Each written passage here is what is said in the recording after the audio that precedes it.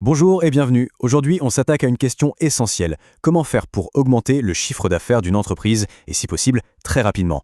Pour y répondre, on va décortiquer ensemble 3 stratégies très concrètes, tout droit sorties des conseils d'experts. Alors oui, la question elle est super directe et ambitieuse. Est-ce que c'est vraiment possible ça, d'avoir des résultats presque immédiats? L'idée c'est de se concentrer sur des leviers qu'on peut activer tout de suite. Allez, on plonge directement dans le vif du sujet. Voilà le programme qui nous attend. On va d'abord jeter un œil aux 3 stratégies dans leur ensemble. Ensuite, on va creuser chacune d'entre elles, l'offre, les prix et les canaux. Et pour finir, on verra par où il est plus judicieux de commencer. Bon, pour commencer, revenons aux fondamentaux. Il y a en gros 3 grandes solutions pour faire entrer plus d'argent. Ces 3 piliers, c'est vraiment la base de toute notre réflexion. Et les voilà ces fameuses étapes. D'abord, bien structurer son offre. Ensuite, revoir sa politique de prix. Et enfin, attirer des clients potentiels par différents canaux. Chacune de ces étapes est super importante et on va voir qu'en fait, elles s'imbriquent parfaitement les unes dans les autres. Ok, on attaque avec la première stratégie et honnêtement, c'est sans doute la plus structurante de toutes.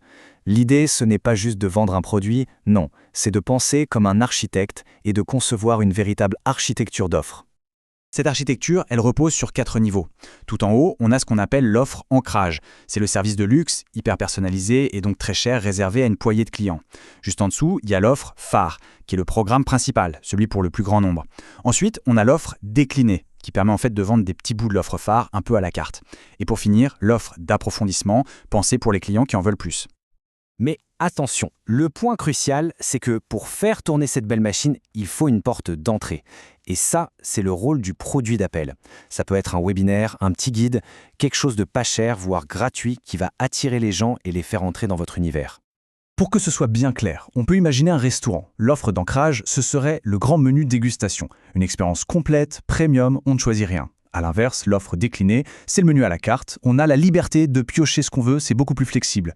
C'est le choix entre le grand jeu et la liberté totale. Allez, deuxième stratégie. Et là, ça peut paraître un peu bizarre, augmenter les prix. On va voir avec un exemple que tout le monde connaît, que le prix de vente est souvent complètement déconnecté du coût de fabrication. L'histoire du prix de l'iPhone, c'est quand même assez parlant. On est parti d'environ 400 € pour le tout premier modèle, pour arriver aujourd'hui à plus de 1500 €, soit l'équivalent d'un SMIC. Et pourtant, les gens continuent d'acheter. La vraie question, c'est combien ça coûte réellement de fabriquer un iPhone? Eh bien, le chiffre n'a quasiment pas bougé depuis des années. C'est environ 359 $. L'écart entre ce coût et le prix final est juste vertigineux. La conclusion, elle est sans appel. Le prix n'a rien à voir avec le coût de production. Ce qui est vendu, c'est la marque, l'image, le marketing. C'est l'écosystème Apple que le client paie. Et ça, c'est une leçon fondamentale sur ce qu'on appelle la valeur perçue. Et on arrive à la dernière stratégie. Elle est plus brève, mais elle est absolument essentielle. C'est un peu le carburant qui fait fonctionner les 2 premières. Sans elle, la plus belle des architectures d'offres reste une coquille vide. Ce contact multicanal, c'est bien plus que juste trouver des clients.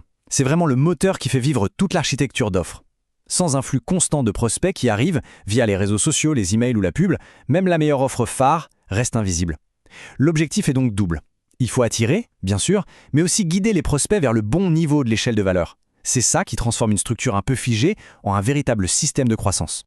Bon, on a vu les 3 pièces du puzzle séparément. Maintenant, la grande question c'est comment on les assemble pour créer un plan d'action qui soit à la fois cohérent et efficace. En résumé, voilà la recette.